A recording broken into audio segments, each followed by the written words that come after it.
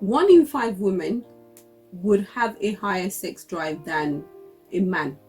So all over the world, 1 in 5 women. Okay. So even if we conduct a survey now, which we did in our own practice as well a while back, whilst we were writing our book, Nidometer, we found out that actually 80% of the people who responded, 20% of the people who responded have a higher sex drive than their husbands. So there's nothing wrong in that. It's absolutely fine. My husband, in our entire marriage, I think he's turned me down maybe twice. I remember now, twice. One was before we had our 3rd child, and then the second time was while I was pregnant with our 3rd child. When I was pregnant with our 3rd child, I don't even know, like I was always feeling so horny. My sex drive just like when ballistic. So I was always chasing with my big tummy. And one day it was like, please go and sleep, I'm tired, Joe.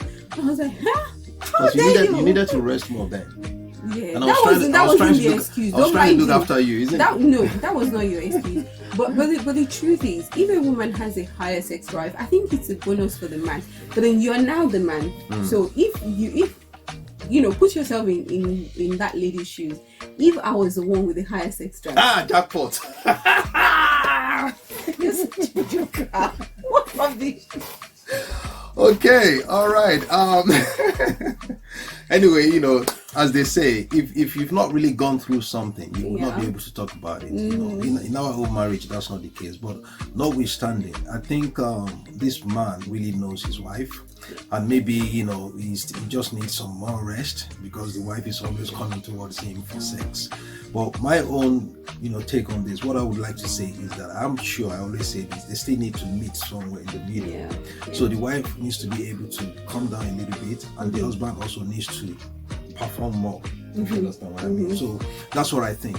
But at the same time, it is not a disease. It is okay for the wife to have higher sex drive than the husband, because in some culture they see it as, are you sure my wife is not going to be sleeping around? For her to be having this kind of, you know, sex drive, what if I'm not able to satisfy her? What happens?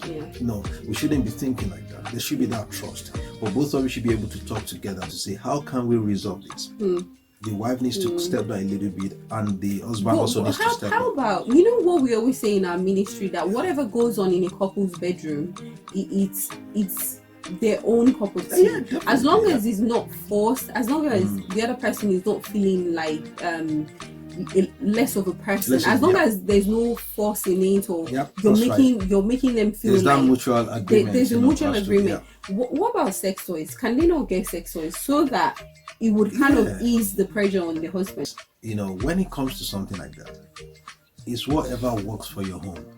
You understand? Yeah. It's very easy to say, you know, I don't do this, don't get this. But are we living in your house? No. So it's whatever works for your marriage, whatever that you know that is going to work for your marriage. Why not do it instead of maybe the man or the woman having extramarital affair? So whatever works for your marriage. If this has happened to you in the past, or you know someone that it's happened to before, please comment down below, let us know your thoughts on this. Please share this video, like, subscribe, hit the subscribe button now.